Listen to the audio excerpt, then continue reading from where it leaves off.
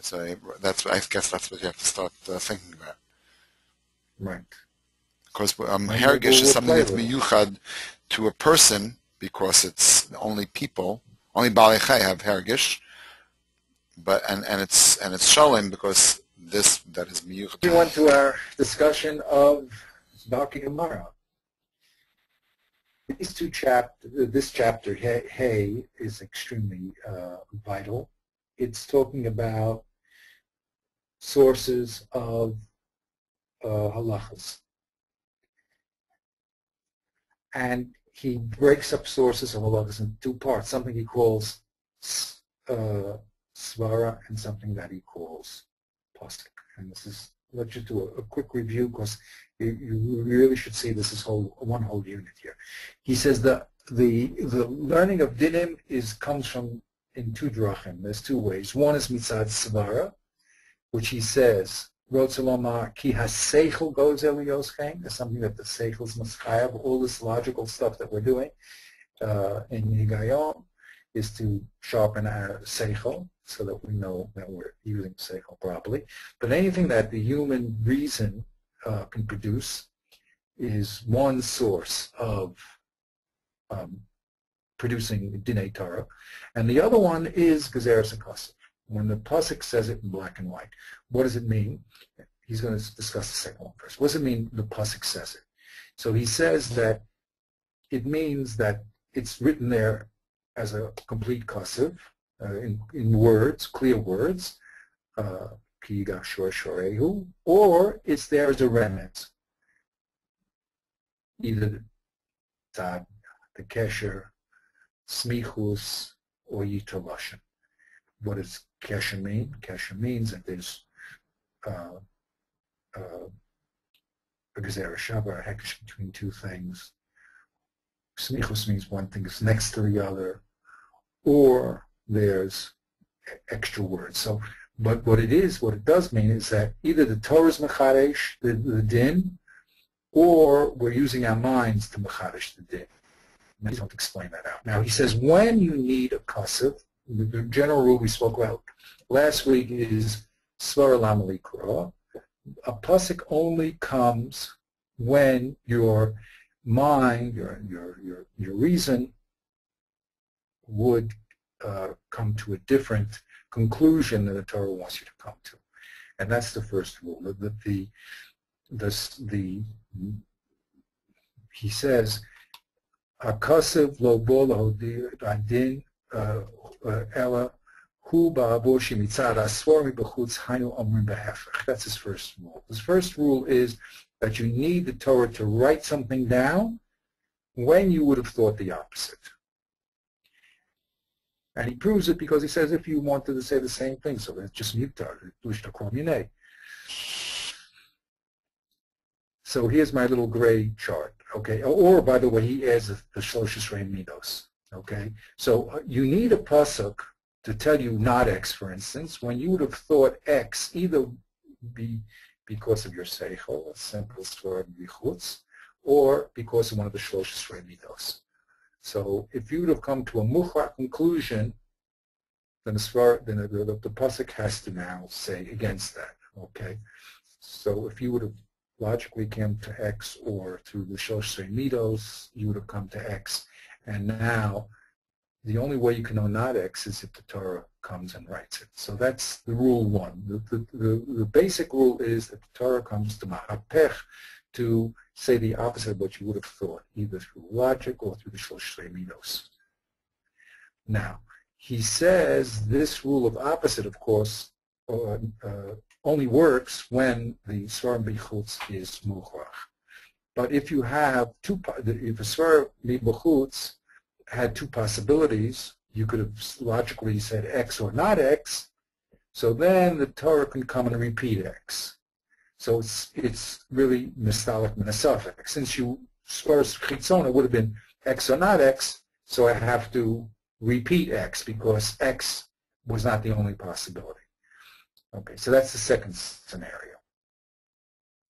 Now, what happens in the third scenario if the Svarim B'chutz is Mukhrach and the Torah does do what we said it shouldn't do? It repeats itself. So there we say it always comes l'mamayet. Okay, and it says only here and not everywhere, and only here, and whenever you want to say this din anywhere else, you're going to have another mafarish pasuk saying it. Okay, so that's that. Now, in Dalet, he explained to us how do we know that pasukim are limited or they're supposed to be broad. How do we know to extend the din throughout the whole Torah or to limit it to a case? So he explains that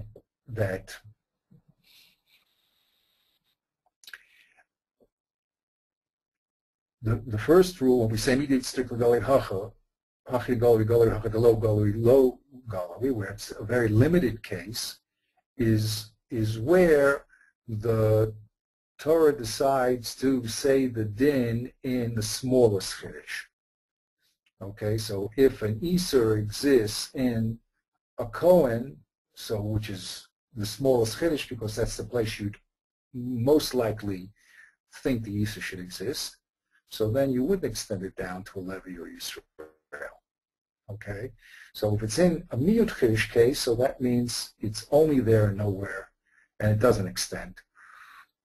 Or, as he said before, if the Torah repeats what you would have thought, so then it also comes to Mamayit. Okay, like Shtei Pesukim Ban Kachad in London. If you have two Pesukim saying the same thing, so from then on you cannot extend. So those are the two rules of Miyut. What's the rule of extent? Of Midigoli Hachagoli, the Kol HaTorah Kula. So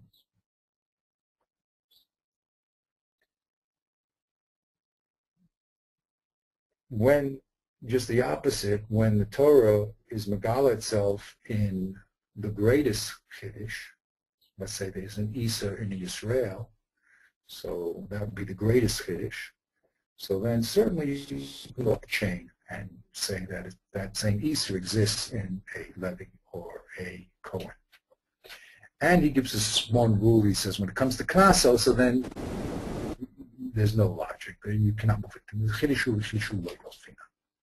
Okay, so that was his exposition on things which are written in the Torah, either explicitly or through Ramazan. Now he's going to talk about how you use your mind to extend dinim. So he says like this. This is what we're up to today. Lemedis hadin b'halifusos minose l'nose b'derech svara hi be'echad mishnei drachim. There's two ways to extend a din from one case to another case. Two ways. It's either going to be the mamatzin or the kal v'chomer. Okay, let's see what he says. Omi mishnah lemishnah, rotze lomar, shnei nosim shavim, o shnehem chamurim, o shnehem kalim. When you have two subjects that are equal or equally chumra, machmir, or equally kal, so then minatinas hadin be'echad mehen, by putting the din in one of them, then yigzor hasvara she'iten gam hasheni. Intellect, your reason, dictates that the din has to apply to the second case. So the two cases are equal or equally strict or equally kal. So then when you see a din in one case, then in svara you will extend it to another case. V'zo hi derech b'ma metzinu hanimsa b'talmud. This is called a ma metzinu. What we see over here, we're allowed to extend over to the next case because they are equivalent cases. A variation on that is the kal v'chomer or the chomer mikal. What does that mean? There, things are not going to be equivalent. They're going to actually have a relationship that one is going to be more strict than the other or more lenient than the other. What does that mean? If there's a chomer that we find in a nosei which is kal, let's say that Yisrael can't marry a mamzeres. So there, nilmad osei nosei, nilmad oso lenosei achechamor. So then we can extend that din in logic to a subject which is more strict, like the Levi or the Yisrael. So that's the Kal V'chomer. O minose chamor sheyesh lo kula. Yesh, say there's a kula that we find in a Kohen. So then milmad ose lenose hakal mikol shekain. So certainly Yisrael will have that kula. Okay.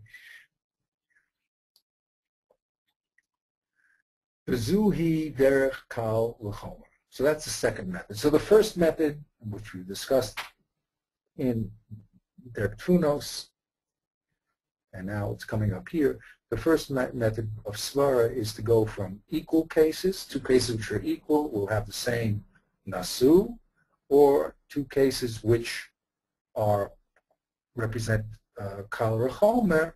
So what if there's a strictness in the chomer case, it's going to exist in, it's not going to exist in the kal case. If there's a kul in the chomer case, then it definitely will exist in the kal case. And going the other way around, if the kal case has a chumrah, so then the chomer case, like the kohen, definitely will have it. But if the kal case has a kula, so then we don't know really if it exists in that. It shouldn't exist in the chomer case, or else it shouldn't be brought there. So those are the two methods of learning misvara, through comparison and through greater and lesser. Now he says there's a third way that we learn through svara. The yesh derech gimel, it's doma l'mamatzino. It's like the mamatzino, v'hi derech hekesha. It's called a hekesh. Kamo shamru, makish eved la'ama ivriya. So I brought the Gemara. The Gemara wants to know how can you, the Gemara establishes that we can acquire a Ama Ivriya with money. Okay, it says, Ashkacha Ama Ivriya, it brings a proof. Hoel, u, mikadesha bekesev, makne bekesev. Since she can be married with money, so okay, she could be sold with money. But what about the Eved Ivri? Minalan. So it says, Omakro, ki yimko lecha achicha ha'ivri o habriya. The pasuk says, when your brother is sold as an eved or a male slave, when your brother is sold as a male slave or a female slave and works 6 years. So there, since the two subjects are found together in the same pasuk, so we're makish the din from one to the other. Makish the din back, since we know that the Amivriya can be acquired with kesef, so we can then apply that to the Evidifri. Makish avayali etzia, how do we know that a woman can be married with a star? Was the question over there. The graves, I just added it in the rest of the Chazal, because it says Yotze v'hai. So what did that mean? The Gemara says Umanayan sha'af b'shtar. How do you know a woman can be acquired even with a star, not only with kesef? Omakro v'yotze v'hai. So she shall, when she gets divorced, she'll go out with this man and she will come into another man. There is Makish Havaya Yitzia. Since Yitzia and Havaya are together, so we put the two concepts together. Ma Yitzia b'shtar, af Havaya nami b'shtar. So this is not, that's why this number Gimel, he's going to explain in 1 second why they're different. I think I'll let him explain, and then we'll go back over it. Now, what's the difference between V'ha'hefresh b'neihem, ki במה מצינו הוא מסברה כמו קל וחומר. במה מצינו and the Kal V'chomer are logical, reasonable extensions from one case to the next, either through equivalent or Kal V'chomer or Kal. But the hekesh hum mikol hakosef kedin gezeres hashava. Really, the hekesh gets its strength not because it's logic. There's no logical reason why the way a woman goes out, which star is the way she should come in. There's no logic that says the two things should be equal. Just the pasuk puts it together. Ulechen hekesh called godol yo temi mamatzino. He actually says the hekesh is stronger. A stronger method of learning dinim than a mamatzinu. Why? Ki a kal v'chomer u mamatzinu ba'avor hi osa mikoach svara yesh lahem pircha.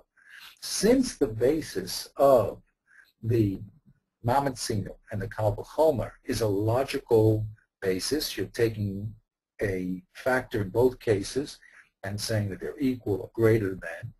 So he says, svara, just like you made a similarity between the two cases, you can also make a difference in svara. You can yesh lahem pircha. But when it comes to the hekesh, the hekesh is a gezeres hakosef. Mitzad yosem b'koach hakosef, since it comes from the Torah putting it together, ein lahashiv kenegdam. So then you can't ask kashas because the pasuk put it together. Gezeres hakosef hu. So that's very interesting. There's pure reason, saying two cases are similar, therefore they should have the same din, or kal v'chomer. And then there's a hekesh, which is really things that are put together not because of logic, but because the Torah put them together. And that's why we move the din from one to the next. So I guess this is where the Sefer Higayon comes in, is knowing where you can compare things, where you can't, what's similar, what's not, and understanding the attributes and the aspects of anything. Right. So you could either... And that's very, very, very tricky business. It's a very tricky business. Because everything, as he says, and that's his whole idea really in Dr. Martin Sefer Higayon, is because things have a lot of attributes, and you have to know what is the critical aspect. We say the difference that makes the difference, or the attribute that makes the difference. Okay, and that's a tricky business, and that's why in Svara we say, okay, these things. Matter of fact, a famous Gemara in Baba Kama, you see, it's all about that. Which attribute, why would you have moved from shore to Mav the shore, you see? And why wouldn't you? What aspects are similar and what aspects are not similar? And that really, when we deeply get involved in that mission, that's what that mission is talking about, because it seems that they have a common quality, and yet, if they have a common quality, now you just have to write one, and from the common quality of dark and lahazik shmir samalech, let's say, the dark and lahazik shmir samalech, that's common quality, so I just have to write one, and I could learn all the other ones from it. So then, the problem is, why did the Torah have to say, repeat itself 4 times? So then we have to make distinctions. We have to say it's not mukhrach to go from one to the other. Because logically, you could have had 2 possibilities. You could have said that true, the lower common denominator of dark and lahazik is the reason why the Torah picked shore, for instance. Or maybe it was the higher common denominator of Karen. And therefore I couldn't learn the other ones out because the other ones don't have kavanah lahazik. So because I have the 2 possibilities to learn from the lower common denominator or the higher the unique aspects, and then I have to write the other 3 psukim. Okay, so this is exactly where we need Higayon, but it's a tricky business to understand what aspect is called a critical aspect. That does it. Okay, and a lot of times we need help, with this short, to know that Karen's kavan lahazik is something you may have thought about logically. I mean, you should have think about it, but it's not so easy to describe. So it's also not, yeah, it's not. Well, it's not also not so obvious. Quite a lot in defining, and it's not obvious. That's correct. Well, we know the Torah says that when an animal gores another animal, you have to pay. But you're right. What was the quality in the goring that did it? Maybe the poking is what does it. Why do you say kavanah? It's true that that's one of the attributes of it. But here we go. We're studying higayon. Is it an atzmiyatz, bilti shalom, shalom, yuchad, exactly. So that becomes the tricky nature, and we live on extending them. So it's critical, and we live here, and not everything is exeris akasov.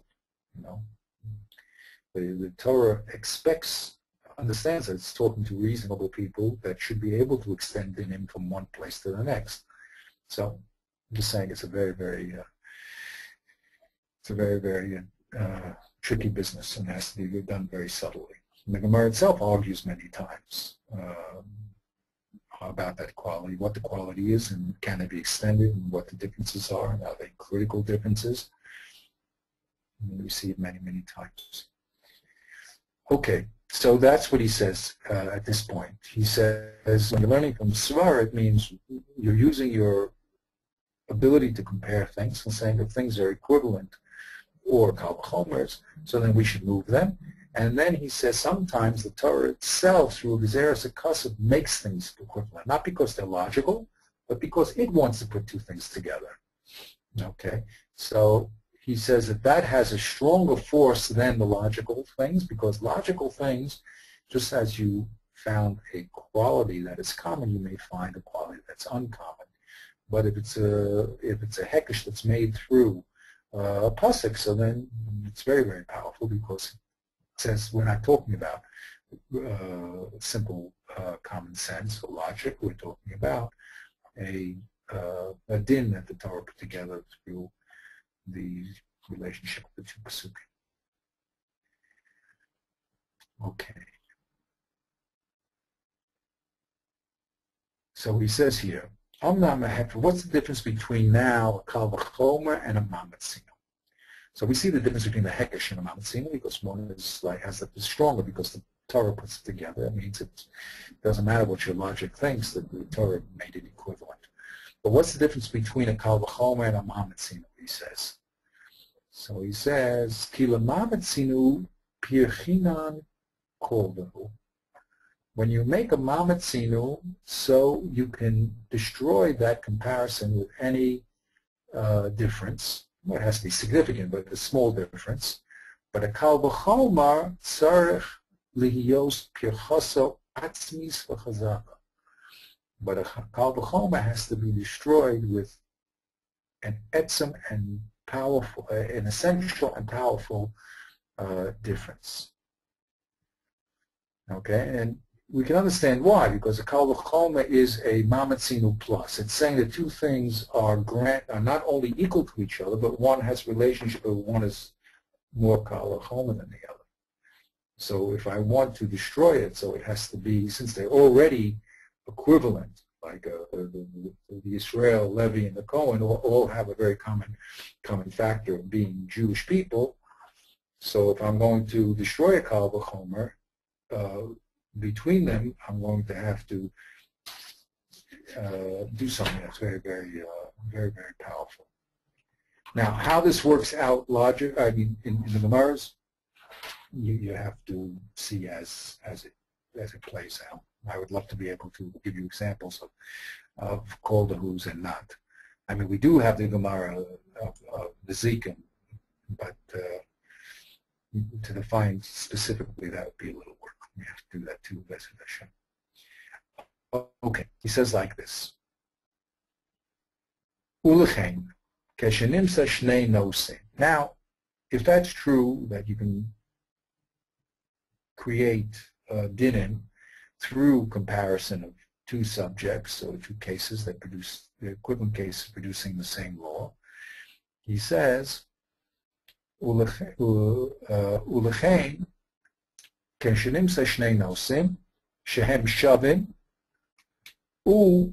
mishpat echad lehem. So now, when you find two subjects, or two cases, or let's say two subjects, that are equivalent, and you know a din in one of them. Umevi oso hatana b'mishnah so l'tetelehem Torah echas umishpat echas. So you see two cases that are equivalent, and they're brought in the Mishnah and given the same law. I think Lahena. Okay. Yiksha haTalmud lisnei chada otese chada michada. So the Gemara will always say lisnei chada, learn one or learn from the one to the other. So for instance, here's our classic case in Nezikin. Since the Havamina is that shore is like Mava, so the hidden question there was Lisnei Chada. If already I know shore is Chayav to pay Nezikin, so then why do I have to learn Mava? Lisnei Chada. Because the rules of equivalence should mean that if one case is given and another case is equivalent to that case, it should have the same rule. Ki Achar Shehem Shaveh, since they're equal, the shore and the Mava, there's no chiddush of one over the other one.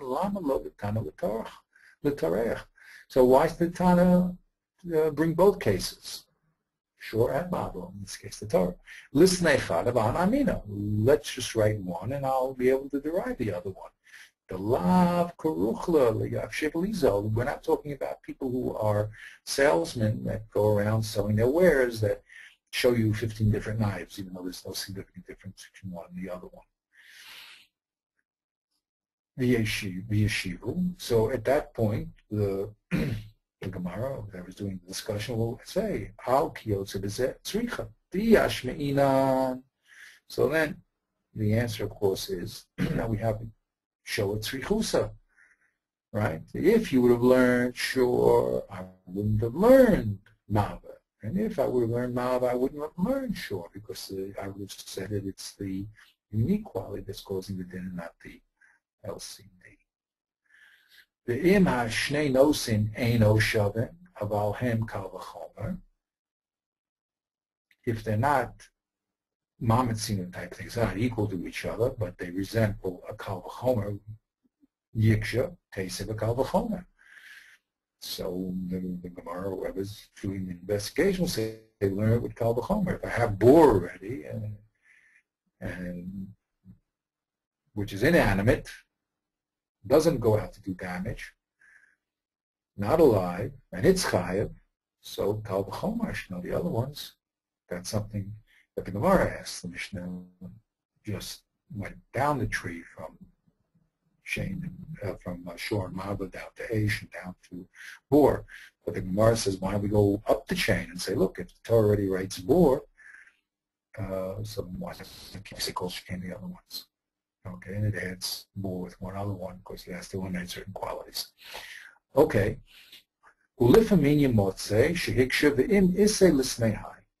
Okay, so that's basically, we discovered that when things are two similar cases should have the same din, and we can learn one to the other, but if they're both presented, then it's a kasha, because really we don't want any repetition, whether it's in the Chumash or in the Mishnah. So now he says, L'famim yimotze, sheyiksha v'im isei l'snei. If the Tana already brought this case, let him learn another case. Okay, so that seems against our rule. I mean, why do you have to? You think he's karuchla? He's like a salesman. He has to show you 15 different knives. So that looks apparently that it's a little bit obscure to what we're saying. Rotzalama. The im emishu sheyesh lo sheilu hashnei devarim mishpat echad lehem. If the truth is that these two subjects have the same mishpat, the same law, hayla lomar gam ken zeh kamo echad. He should have said the second one like the first.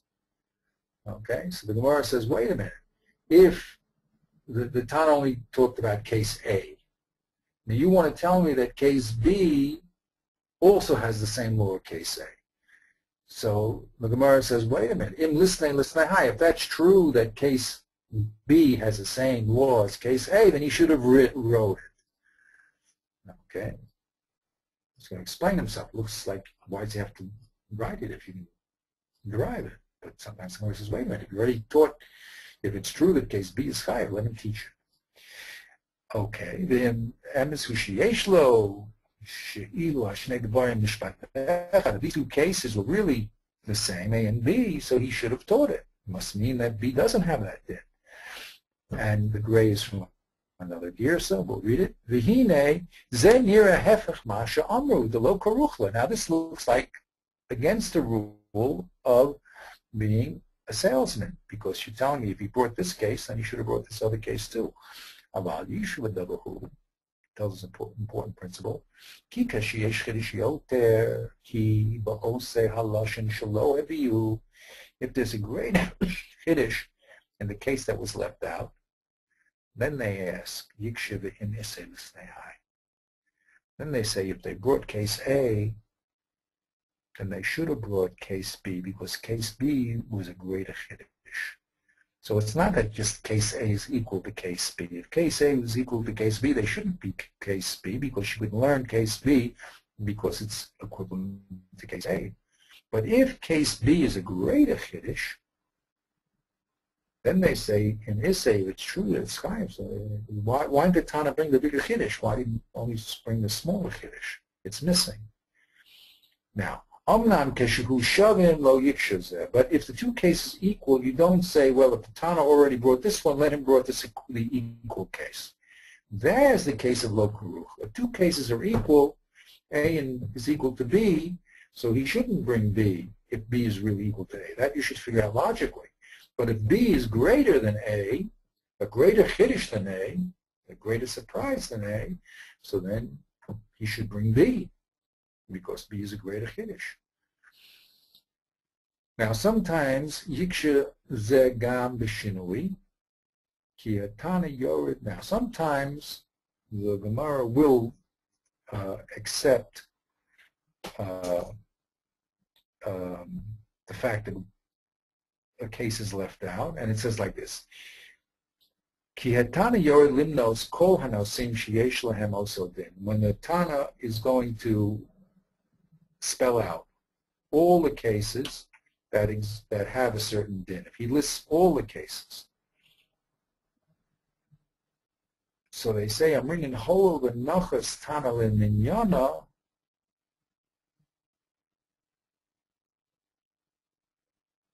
Lisnei, that should be, yeah, lisnei, that's a typo. Lisnei nama high, not litnei. Okay. Since the Tana is bringing all the cases, then it should also bring this one.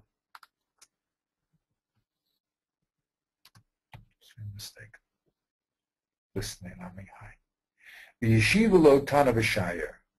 So in that scenario, the Gemara will say Tana v'shayer and say high shire to high shire.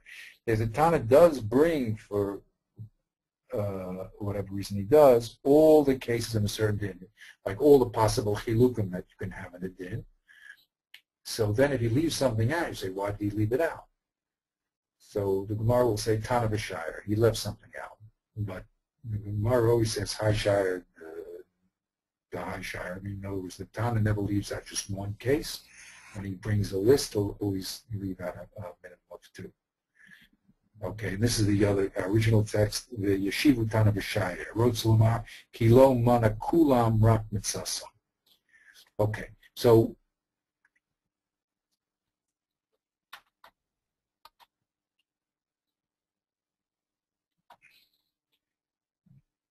we're talking about, in this little section here, learning by logic, learning dinim through logic, which means if two cases are equal and one, the din is said mefarish, then we should be able in logic to extend it to the second case. Okay? Now he's going to go to our exceptions here. Ulifamim, gam ken hatana yomer techila hanose ha meyad chiddush. Sometimes the Tana will tell you a subject that's a smaller chiddush, like an Isa for a Kohen. V'achar kach yomer hanosu sheyesh bo yoter chiddush. And then they'll also tell you the Isa of Israel. V'zeh derech hanoag yoter b'talmud. This is the normal way, as opposed to the opposite way around, that the Talmud does work. However, we will ask when we see that, when we see when the Tana is talking two cases where one really could be learned kal v'chomer for the other one, so the Gemara will ask, why did it tell me the Yisr of the Kohen? Of course, I'll know the Yisr exists in the less Chiddush in Israel. And the Gemara will answer, B'doche, the Yeshiva lozu avzu katane. The Mishnah here is talking in the form of lozu avzu. Not only this is also like the Kohen case, but even the Israel case. Kolomar, lo miboy zeh hanose shehu yoter kal, afilu zeh shehu yoter chamor v'yesh bo yoter chiddush yeh v'hadid. It's needless to say, the one that is more makel, let's say we'll have the Yisa, afilu zeh shehu yoter chamor v'yesh bo yoter chiddush yeh v'hadid. Let me read that again. Okay, let's see. Again, he's saying here we're learning lozu abzu. Not only this case, but even the greater case. Koloma, lomi boys shehu yoter kal, not only the one that is more kal, ela afilu zeh shehu yoter chamor v'yesh bo yoter chiddush yeh lo zeh din. But even though the one that's more chomer and has a greater chiddush will have the din. That'll work with a kula, for instance. If you have a kula with the Yisrael, and the same kula exists in the Kohen, say what you mentioned both in the Mishnah, so you would say not only does the kula exist in Israel, lozu, afzu, even in the Kohen. And he says that these are both going to be dochuk. We never like to say this because normally we'd want to learn from kal v'chomer. But let's finish his exposition. Ulifamin yasu behefech. Sometimes it's not a lozu afzu, but it's a zu shein tzrich marzu, which is less frequent. Ki yom techila hanose sheyesh bo yoter chiddush. Sometimes they'll tell you the greater chiddush, like the Yisr of the Kohen. Ve'achar kach hanose miyate chiddush. Then they'll tell you afterwards the less chiddush. That the Kohen is Aser, and then all of a sudden tell you Israel, it's a lesser chiddush to be Aser, excuse me, just the opposite way around. That would have to be with the Mako. If the Kohen is Mako, so certainly the Israel will be Mako. Sometimes they'll tell you the least chiddush first, and then in other words, the chiddush you'd most expect first, and then the lesser chiddush. V'al derek zu al hamiyut v'zara. But this way is very, very infrequently found. And of course, the kasha lab will always ask the kasha, ki acha she'omer hanose sheyesh bo yoter chiddush. You should already tell me the nose with the big chiddush, like say the kal exists with the Kohen. So malo lomar acher shehu miyut chiddush. So then why do you have to tell me the kal exists with the Yisrael?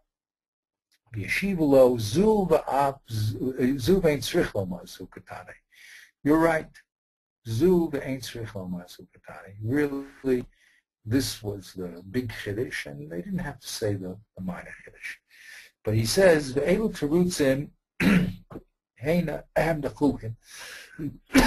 excuse me, these terutzim at the chukim, very dochek, lo yitnu rak al tzad ha'hechrach. The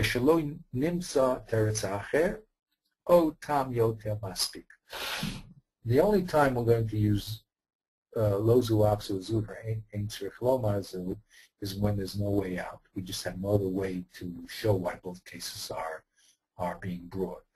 Shelo Nimsa Teretzachet, Otam Yom Temas, because some reason we just can't figure it out. So then we'll fall back on that. But normally we don't want to have any repetitions in the Mishnah, and that's our first move is always to show why both cases are not needed, and that you really can't learn them. Like in our Mishnah, lo hari zeh kahari zeh.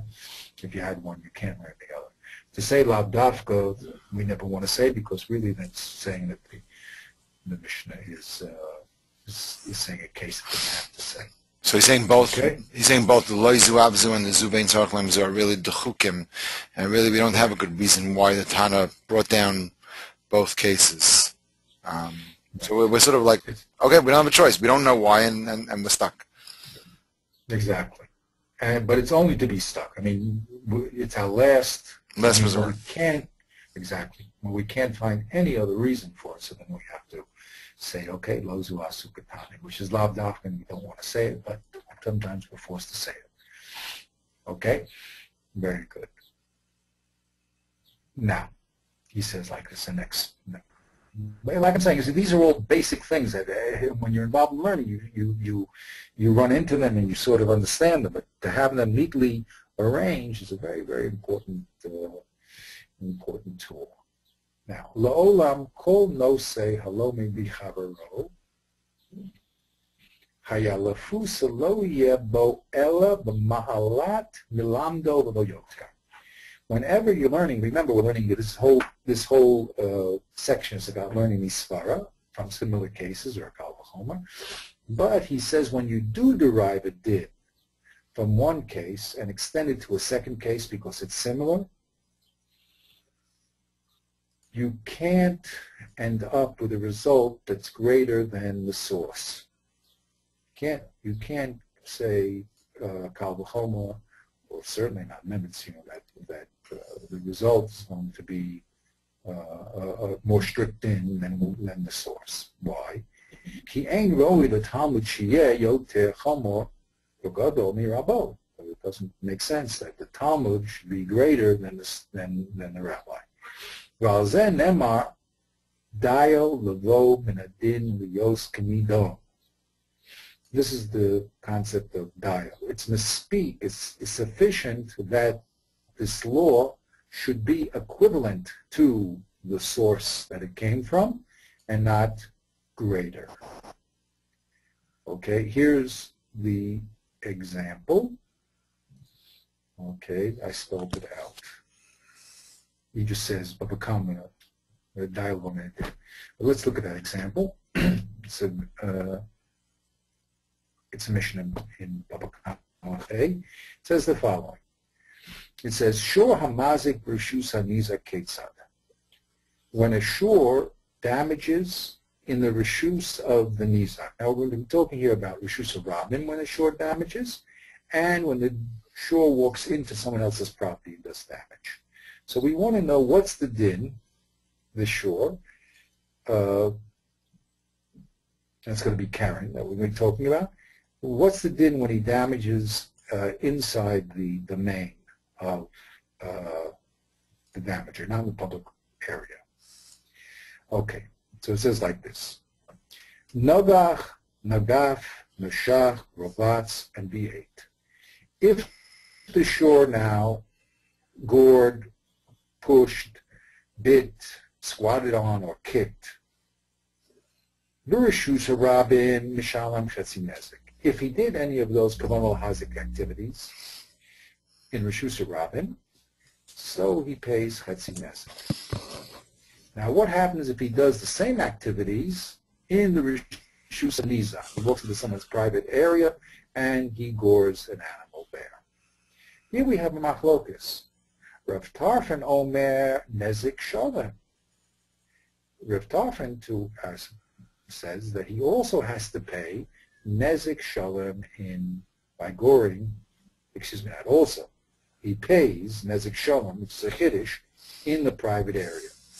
We thought that if he's a tam, he always pays Chetzi Nezek. No, Reb Tarfon wants to say that I could show you that it's only Chetzi Nezek on Rishus Rabin, but in Rishus Yachid, the Nizak, he's going to have to pay Nezek Shalom. The Chachamim Omri, no, Chetzi Nezek, just like he paid Chetzi Nezek in Rishus Rabin, he'll pay Chetzi Nezek in Rishus Nizak. So now, Reb Tarfon wants to bring a raya to his din, that you pay Nezek Shalom Rishus Nizak. He says the following. Uma b'makom shahakel ala shein v'ala regel. Which makom is that? Rishus Rabin, Shu Patur. Look at the Rishus Rabin. In Rishus Rabin, shein and regel are Patur. So you see that the Torah is mekel on shein v'regel and Rishus Rabin. Okay, everybody walks around there, and what else are you going to do? You have to live. You can't watch your animal 24 hours a day, so it's on the Nizak to be beware in the Rishus Harabim when it comes to Shein and Regel. So in that, in Rishus Harabim, the Torah is make on Shein and Regel, that you don't pay at all. Yet, V'hichmer aleihen Shein Regel Rishus Nizak. When it comes to the private area, all of a sudden you do have to pay. If your animal goes into another man's field or eats his crops, walks on it, eats the crops, you do have to pay. What? Nezek Shalom. So in Rishus Rabin, you're Patur Legamrei for Shein and Regel. And Rishus Nizak, look at that, all of a sudden you're paying Nezek Shalom. Makom shehichmer ala keren. Now, when it comes to Keren in the Rishus Rabin, Torah is very machmir. It doesn't have a patur for Keren. Keren has to pay Chetzi Nezek in the Rishus Rabin, much more than the Shein and the Regel. They're patur. So certainly, Eino din shenachmer alav Rishus Nizak l'shalom Nezek shalom. So shouldn't it be kal v'chomer that the Karen in Rishus HaNizak should be Nezek Shalom? It starts off as Chetzi Nezek in Rishus Rabin, in a place where the Shein and Regel is 0. So it already starts off Chetzi. So we should at least have what the Shein and Regel has in Rishus HaNizak. They go from 0 to paying Nezek Shalom. This is half damages to go to Nezek Shalom, he says. They should be equivalent. Omru the Chachamim, they said no. Dai lavo medidin liyos k'mido. Ma b'rishus harabim chetzi nezek, ha b'rishus hanizak chetzi nezek. It seems that we're learning rishus hanizak from rishus harabim, and just like in rishus harabim you pay chetzi nezek, so too in rishus hanizak you pay Chetzi Nezek, and you can't, through a Kal V'chomer, extend the din more than the source. Okay, this is a very interesting Mishnah. There's a response to the Chachamim. The Chachamim come back against Reb Tarfon. Reb Tarfon answers. It's a very complex little Mishnah. But the principle is the principle that we shouldn't, if you're saying one case is derived from the other case, so that the case that is derived can never be greater than its source. That's the general rule. Okay. Omnam.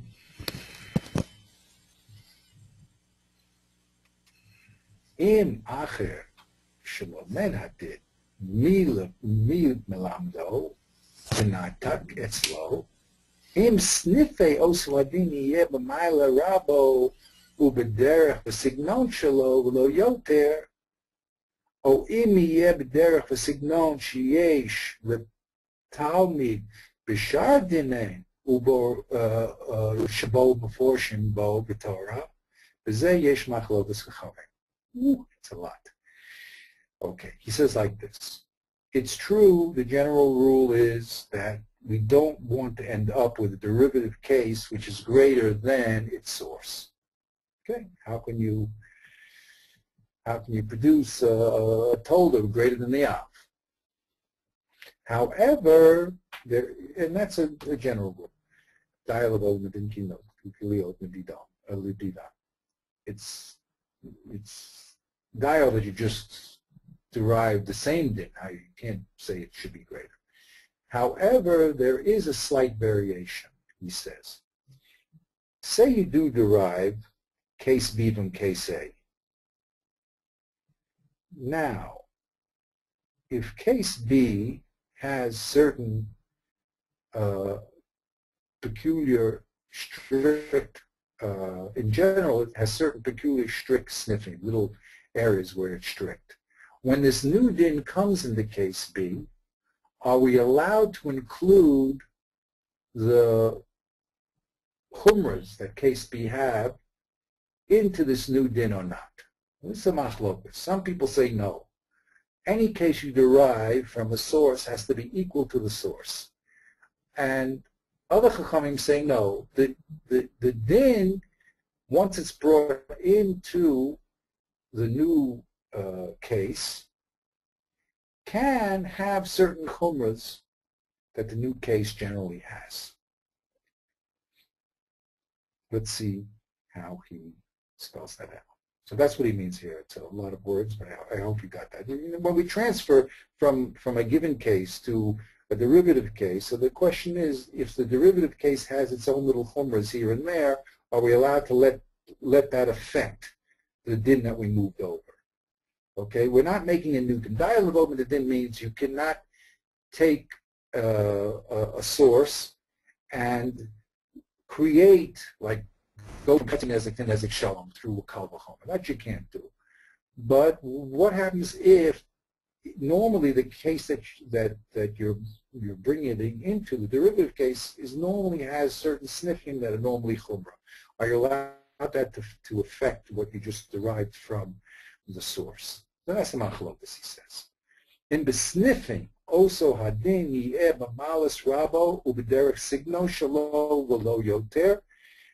Doesn't mean now in all aspects, in all the little sniffing, little aspects, does this derivative case have to be exactly like its source and not more? Oh, in the derech signon sheyesh l'talmid b'shar dinim, or it can the derech and the manner that the derivative case, the Talmud case, has in other dinim, can it affect what you imported? Shabbat meforish b'Torah. V'zeh yesh machlokas. Yesh mehen. Some chachamim say, ki ma'acher shezeh hadin lamdu me'acher. Once you have a din that's learned from a source, v'lo bo meforish bo b'din atzmo. Excuse me. V'lo bo meforish bo b'din atzmo v'signon lo b'chol echad aminon dayo. And the source doesn't have these meforish little sniffing. So then, in everything you say, that's called don minei uminei. That means that whenever you're taking a derivative case from a source, then in every aspect, the derivative case has to be equal to the source, even though normally this derivative aspect may have certain little chumras here and there. However, Yeshov means, some rabbis say, ki besnife hadin ubesignon efshar lios bo maila chamora yota mirabo. Since the derivative case has normally some little chumras and other dinim, so there we can say that those chumras which we found already in the derivative case can affect the imported case. And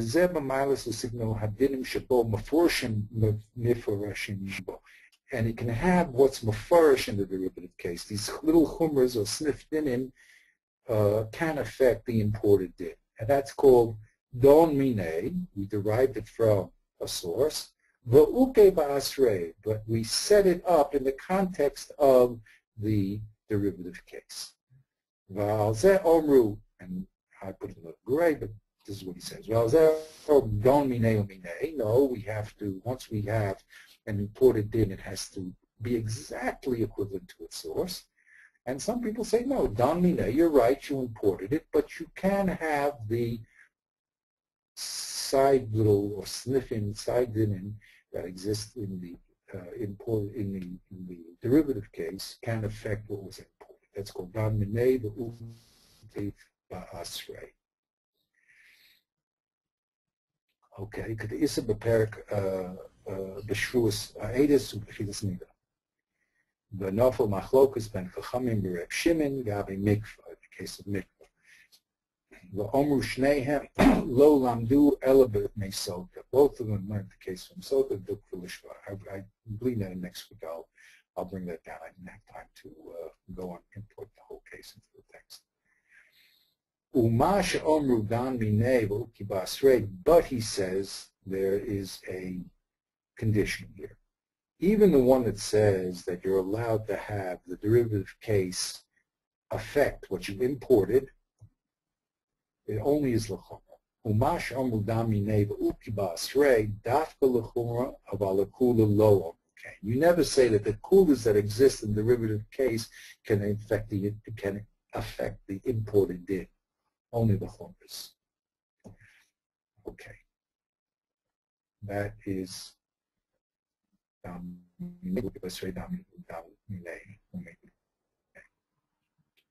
now here I'm going to need your help. Yeah. Okay. Of course, this is a piece that I'm not good. Up to there, you more or less understand what's going on? I mean, yeah. Yeah. That's it. Okay. Yeah. The classical stuff. Okay. Right. Now Right. here you're going to have to help me out. Okay, because I don't really understand fully what he wants to say here. Okay, I'll try He to. says, okay, la'olam Should we try this next week? It's getting a bit late. Oh, okay. Yeah, maybe we'll do that. You know, next week, you know what I do, Bli Netter? I'll bring the Don Mine case in. Right. And I'll also do some more research over here. This is a place that's always got me a little... Okay, Parak. Okay? So Okay. we'll stop here. That's a good place to stop. Okay, have a great week. Oh, Okay. yeah, could you email me your brother's going to My brother, yes. He rented an Israeli cell phone, so I don't know the number. I'll email him. I'll get it from him once he lands, and then I can send it to you. Send you a safer. It's fantastic, and you should have a bracha, tzlacha, and keep thinking. Okay. Clearly.